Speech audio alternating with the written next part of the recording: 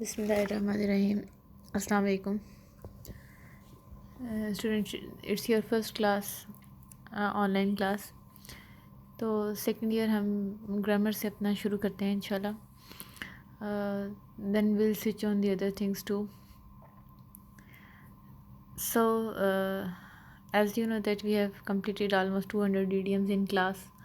हम वहीं से शुरू करेंगे। नेक्स्ट आपको ग्रामर का पार्ट भी करते रहेंगे। तो शुरू करते हैं हम। सी इडियम नंबर 201। ये हम उसी बुक से कर रहे हैं जो जैसे आप क्लास में कर रहे थे, ठीक है ना। There is no change in it. आपकी हम सनशाइन से ही कर रहे थे, ठीक है ना। तो उसी बुक को हम फॉलो करेंगे जी। Go to the bottom of something to find out the true cause of a bad situation. असल वजह मालूम करना, ठीक है। Try to get to the bottom of the problem to solve it. के किसी भी मसले की के बॉटम तक, उसकी गहराई तक जाके मालूम करना कि असल वजह क्या है। जैसा कि आपको पता है कि ईडियम्स में उनका लफ्ज़ी मानी नहीं होता, बल्कि आपको डीप मीनिंग्स या इंटरनल मीनिंग्स पता होने चाहिए। So that's it. 202 देखें। गेट और set to work. Set to work का मतलब होता है किसी काम का आगाज़ करना। मसलन he set to work on his new plan. उसने अपने नए मंसूबे पर काम शुरू कर दिया। गेट और सेट टू वर्क का मतलब ये है कि ईडियम आपको इस तरीके से भी आ सकता है, गेट टू वर्क, और इस तरह से भी आ सकता है, सेट टू वर्क, ठीक है।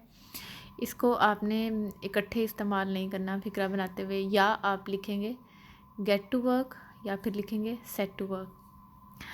नेक्स्ट इज़ गेट और हैव विंड ऑफ समथिंग का मतलब है भिनक पड़ जाना या बू पा लेना, यानी किसी चीज़ का पता लग जाना बिफोर हैंड, ठीक है ना। Get wind of something. How did she get wind of our plan. उसको हमारे कहते नहीं है जैसे हवा लग जाना, पता चल जाना पहले से, उससे हमारे मंसूबे की खबर कैसे हुई। Next is get up one's loins. इसका मतलब है तैयार हो जाना, कमर कस लेना। We should get up our loins to face the problem. हमें मसले का सामना करने के लिए कमर कस लेनी चाहिए। Next is give and take. कुछ लो और कुछ दो। If there is give and take between people, each person allows the other to get something that they want. यानी हम कुछ ले और कुछ देकर ही अपना मसला हल कर सकते हैं। गिव एंड टेक पॉलिसी होती है ना कि आपको कुछ पाने के लिए कुछ ना कुछ देना पड़ता है, कुछ एक्सचेंज करना पड़ता है, ठीक है ना। यानी कोई चीज़ दो और कोई चीज़ लो। इट मीन्स कि एक इंसान दूसरे इंसान के को कोई भी चीज़ें एक्सचेंज कर सकते हैं। अब देखें ना, फॉर एग्ज़ाम्पल अगर आपका कोई गोल है, ठीक है, if you want to achieve some goal, तो आपको कुछ सेक्रीफाइसेस करना पड़ती हैं, ठीक है। आपको उसके लिए you have to lose something, ठीक है। ये भी एक डीपली इसको जो है वो मीनिंग में ले सकते हैं, लेकिन अपेरेंटली इसका मतलब यही है कि अगर आप एक जगह पे कहीं पे आपको फ़ायदा मिल रहा है तो वहाँ पे आपको कुछ ना कुछ कंप्रोमाइज़ भी करना पड़ता है।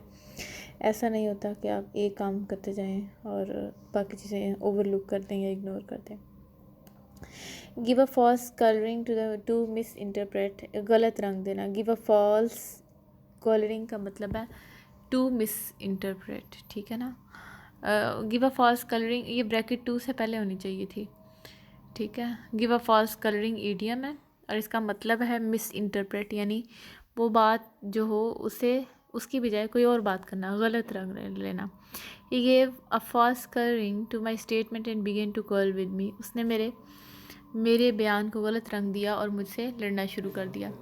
इसका मतलब ये है कि उसका मतलब शायद कुछ गलत ना हो, लेकिन गिव अ फॉल्स कलरिंग का मतलब ये है कि गलत रंग दिया जाना। अब उसकी इंटेंशन या उसका मकसद कुछ गलत नहीं था, लेकिन अगले बंदे ने उसको गलत रंग दिया या उसको मिस इंटरप्रेट या मिसकंसीव किया, उसको समझ नहीं आई उसने क्या कहा है। या जिस तरह होता है ना, एक बंदा एक बात करता है, उसका इरादा बुरा नहीं होता, लेकिन जब वही बात कोई दूसरे को बयान करता है किसी बुरे इंटेंशन के साथ, तो वो बड़े अजीब से अंदाज में या बहुत और तरह से उसको बयान करता है।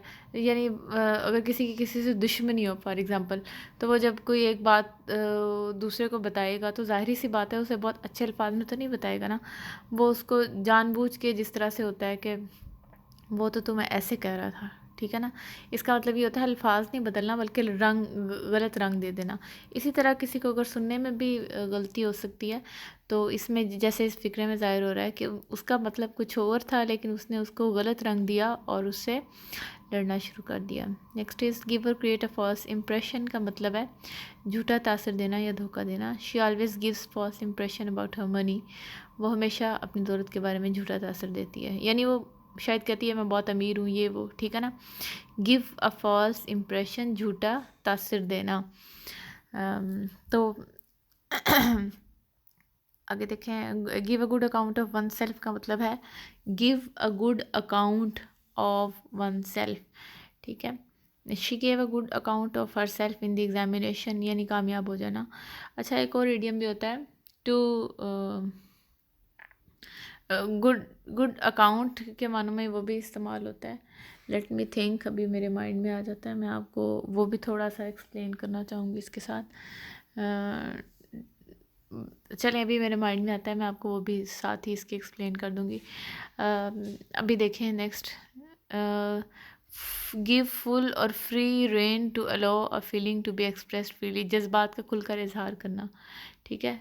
गिव फुल या फिर फ्री रेन, रेन असल में कहते हैं बागों को कहते हैं ना, जैसे, तो यानी अपना जज्बात का खुल के इजहार करना। Finally she gave full rein to her love for Ali, उसने खुल के इजहार किया। गिव फुल रेन या free rein to her love for Ali, उसने अपने जज्बात का खुल के इजहार किया जी। गिव वन सेल्फ एयर्स का मतलब है शेखी बिगाड़ना। She is too humble to give herself airs, कि वो इतनी आजिज़ है कि शेखी बिगाड़ ही नहीं सकती, ठीक है। लेकिन अगर आप अच्छा, ज़रूरी नहीं होता जैसे ईडीएम का मतलब है उसको एज इट इज़ ही फ़िक्रे में बयान किया जाए, थोड़ी बहुत चेंजिंग करके भी आप उसको कर सकते हैं। जिस तरीके से अगर आप कहना चाहते हैं कि वो हमेशा शेखी बिगाड़ती है अपने दोस्तों वगैरह में, तो हम ये भी कह सकते हैं शी ऑलवेज गिव्स एयर्स, ठीक है ना। शी ऑलवेज गिव्स एयर्स, ठीक है ना, यानी वो मगरूर हो जाती है। She always gives herself airs, यानी मगरूर हो जाती है। वन सेल्फ की बजाय ही शी के साथ हर सेल्फ आएगा। अच्छा जी, गिव राइज टू का मतलब है उभारना या बाइस होना। She never gives rise to the feelings, वो कभी भी अपने जज्बात का बयान देती है, यानी गिव राइज टू का मतलब है कोई भी चीज़ उभारना, ठीक है ना। फॉर एग्ज़ाम्पल अगर हम कहें कि उसके अल्फाज ने, ठीक है ना, गिव राइज टू, उसने उसके किसी के अल्फाज पे गुस्सा आ गया, तो आप कह सकते हैं कि her words give rise to anger, ठीक है ना, हिज एंगर, ये भी कह सकते हैं आप, ठीक है।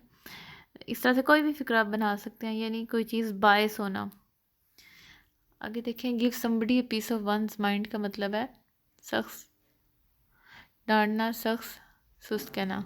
A piece, give somebody a piece of one's mind.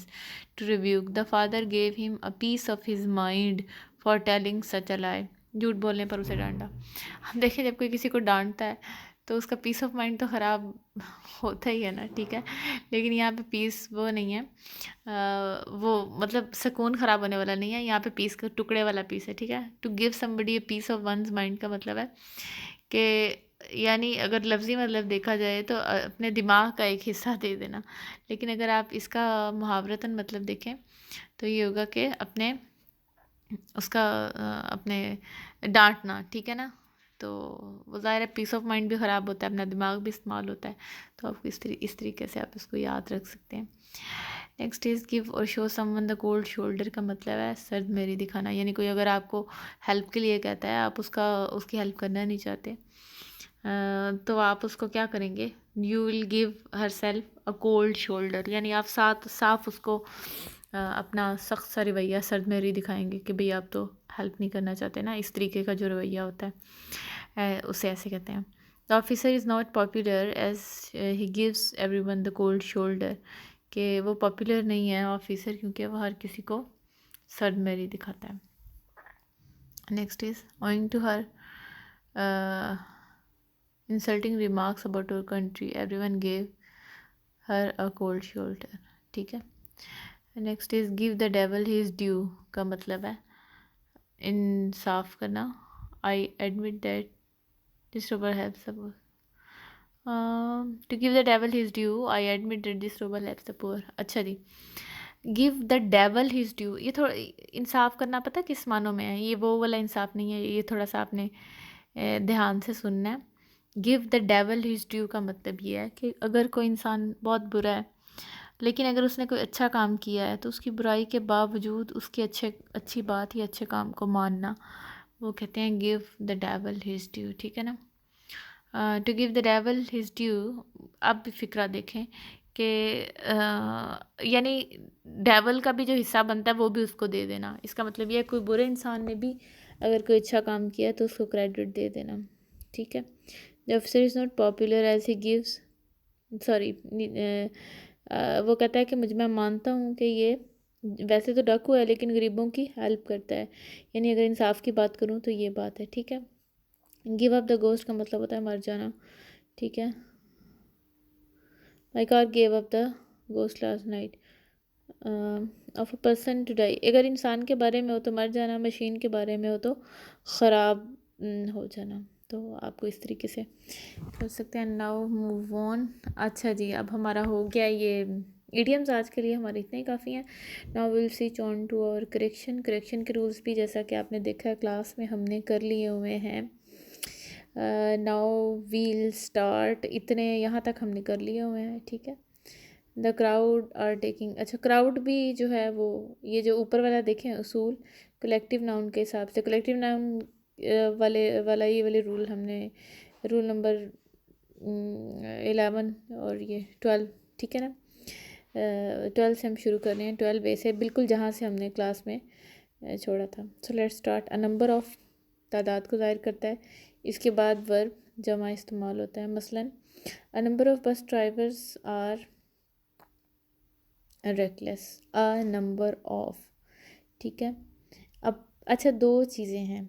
सबसे पहले तो आपने देखना है कि इसका मतलब क्या है, और दूसरे आपको पता है पहले भी हमने जितनी करेक्शन की है सबसे पहले हमने देखना होता है वर्ब जो है इसके साथ किस किस्म का इस्तेमाल होगा, ये ख़ुद किस तरह से इस्तेमाल होता है, आइदर सिंगुलर यूज़ होता है, प्लूरल यूज़ होता है, या किस तरीके से।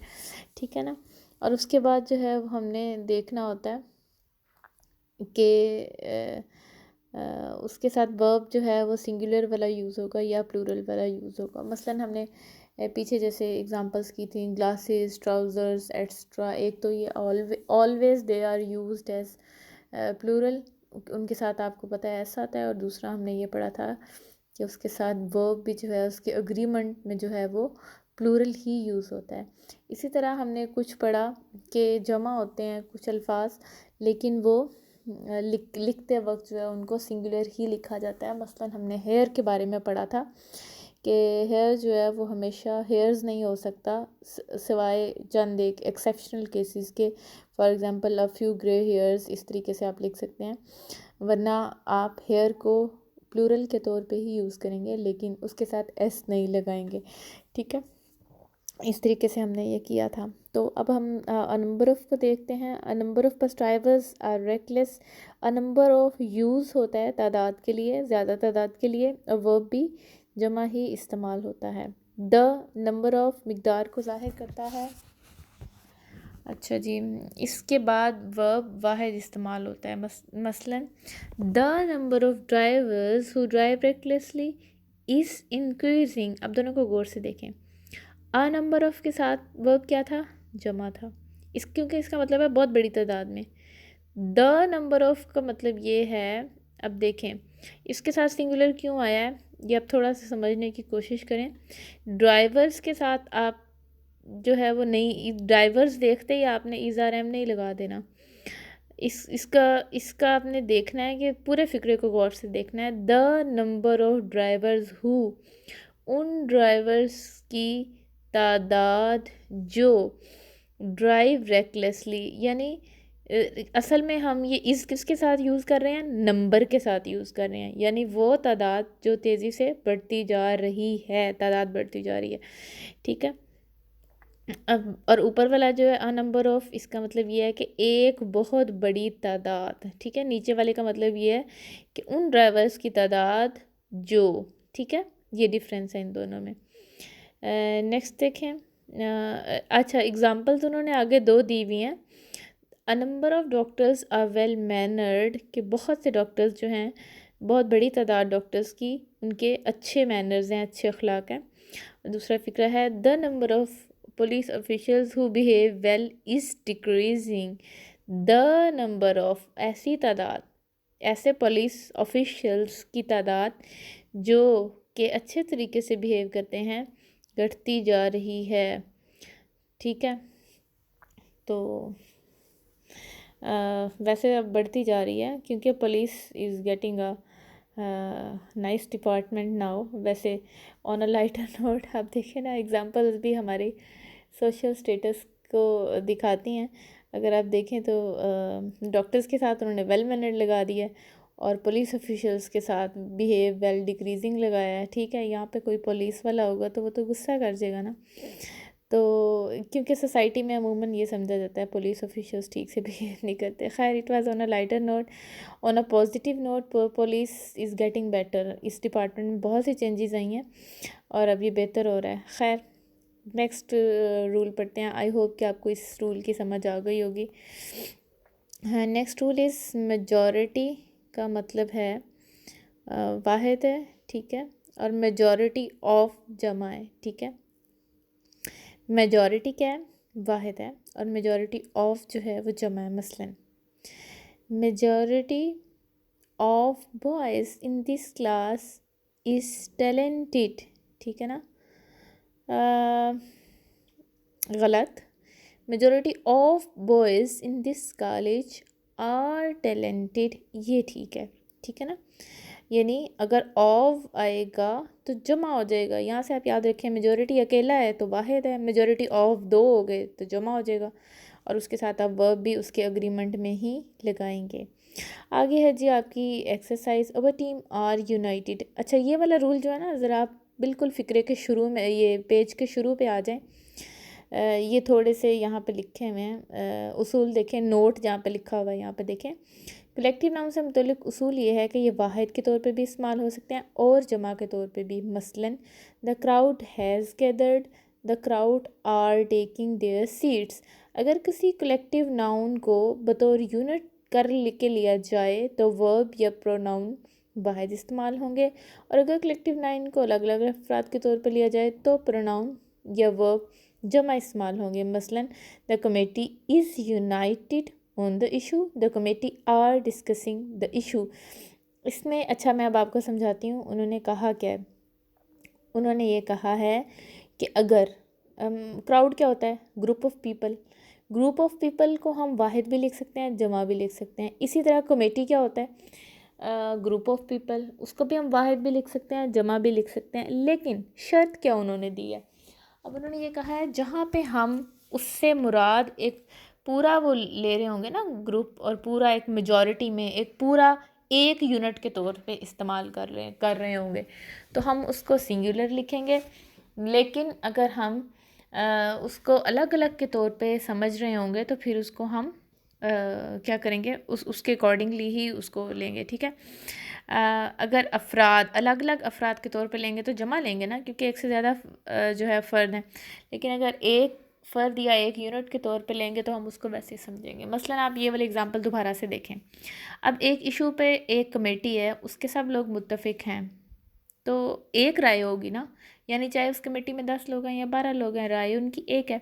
तो हम कहेंगे उसके साथ जो वर्ब है वो सिंगुलर ही यूज़ करेंगे। लेकिन अगर किसी कमेटी में इख्तलाफ हो गया तो हम कहेंगे the committee are divided in its verdict, क्योंकि इख्तलाफ से मुराद एक से ज़्यादा लोगों में हो सकता है। इत्तफ़ाक़ तो आप 1000 लोग 1,00,000 लोगों में भी किसी एक बात पे इत्तफ़ाक़ हो सकता है, तो यूनिटी हो जाती है। लेकिन जब इख्तलाफ होता है तो चाहे 2-4 लोग ही क्यों ना हो, इख्तलाफ में तो पता चलता है ना एक से ज़्यादा लोग हैं, तो इसलिए इसकी वजह से आप उसमें वर्ब या इज़ आर एम वगैरह जब आपने यूज़ करना है तो आप उसका ध्यान रखेंगे कि आप हमेशा प्लूरल ही यूज़ करेंगे, ठीक है। अब देखें एक्सरसाइज की तरफ, ये सेंटेंस देखें, आवर टीम आर यूनाइटेड। अब यूनाइटेड एक है, एक मुत्तहिद है, तो क्या होगा, इज़ होना चाहिए ना, ठीक है। Police suspects a local gang, ठीक है। अब आपने नेक्स्ट खुद करके लेके आने हैं, इनको ध्यान से पढ़ लेना है, ठीक है। आज के लिए इतना ही, ओके, अल्लाह हाफिज़।